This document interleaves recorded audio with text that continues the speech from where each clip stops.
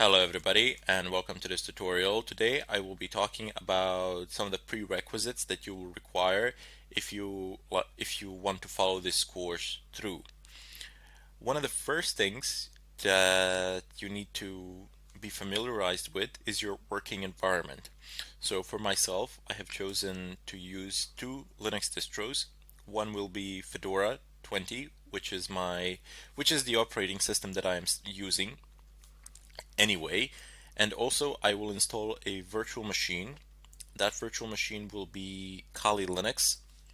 Basically, it is a Linux distro which contains a great deal of pen testing tools. So it's very useful in that sense. Don't worry about it. I will explain this process in great detail, how you can set the virtual machine up, how you can install it, and so on and so forth.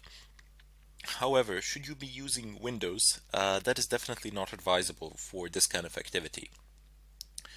Primarily because I mean, since I'm doing this in a environment that I own, it doesn't really matter to me if I'm anonymous or not, but in the real world, all the pen testing that is done in the real world, you're always trying to anonymize yourself. You're trying to be as invisible as possible, as as much as possible.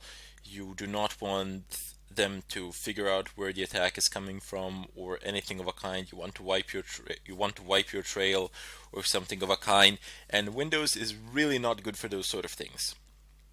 So there, your anonymity level will be very low, and most of the tools that we're going to be using, they are native to the Linux environment. They were made for Linux. So some of them might not work under Windows. I have not tested them all out, but most of them will. So you can still use Windows if you like, because I mean you're not hiding from anyone. But since I'm recreating the real life scenario here, I do need to actually use proxies, VPNs, and so on and so forth, just to show you how it is done, how you can do it. Also, for all the Mac users out there, if you're using Mac OS X, doesn't really matter which version. Most of the stuff should work like no problems. The procedures are fairly simpler. The command line tools are the same. How you install them differs, but pretty much you will be able to run the same commands as me. So there shouldn't be any problems there. Your anonymity level with Mac OS X should be relatively good, but still on Linux you have the greatest anonymity, and you are rather safe in that sense. Other than that, you will also require working internet connection. And even though all of these attacks that we're going to do today, well, most of them, they work much, much better if you have an extremely fast internet connection. But some of these attacks are actually conducted from public Wi-Fi's, in real life anyway. We'll just pretend I will set up a wireless access point in my house and load it so that it's similar to the public Wi-Fi, which is very slow. Some of these attacks, as I said, they go over public Wi-Fi's, and as we all know, and as we've all painfully learned, public Wi-Fi's are not the fastest internet connections out there. So primarily because you have a lot of people that are connected to them, and there's a lot of data going through. They're not the safest networks out there either, but as I said, if you want to absolutely anonymize yourself, and that is what some people do, they actually go out and hook up to a public Wi-Fi, or they go to a bar or something of a kind and conduct their attacks from there. Now, before they do that, they need to figure out whether the bandwidth of that Wi-Fi can sustain their attack. So they need to minimize it, they need to downsize it, and that is how they become absolutely anonymous. Anyway, the third thing that you will absolutely need, so these three things, these are the basic requirements. Everything else will pick up on the way. I will show you how to do it, no problems there.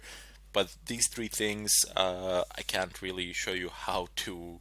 I mean, I can, but it's a bit pointless how to go to your ISP and hook it up to the internet and hook your telephone to the internet or something of a kind.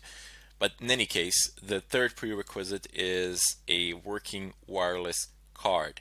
And when I say working wireless card, most of the devices have them. Pretty much all laptops from 2005 or from 2008 were standardized with wireless cards.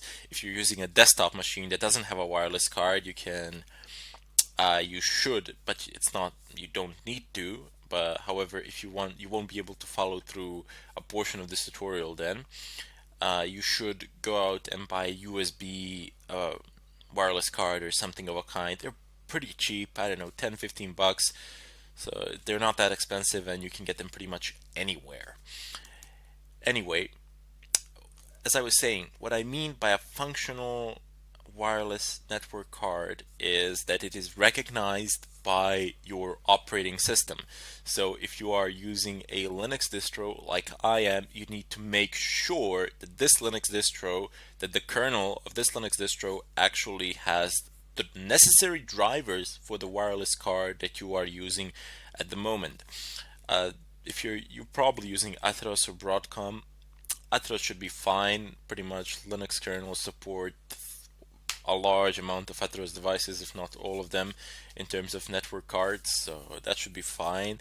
There were some problems with Broadcom, but that's as far as I'm informed, that has been solved, so no big deal there. If you're uncertain how to check whether your wireless card functions under your Linux distro, well, just try connecting to a Wi-Fi. If you can connect to a Wi-Fi access point, if you can connect, obviously it works. If you can't, it doesn't work. But don't just hop to a conclusion that it doesn't work. Maybe it's just turned off or something like that. But do not worry, I will show this in greater detail in the follow-up tutorials where we actually go over the installation process and all of that. Now there are a couple more things which we need to go over before we head over and start the installation. I would just like to go over some basic over some basic terminology that you will need in order to be able to follow this course, in order for you to be able to follow the future tutorials. In any case, I bid you farewell and I thank you for watching.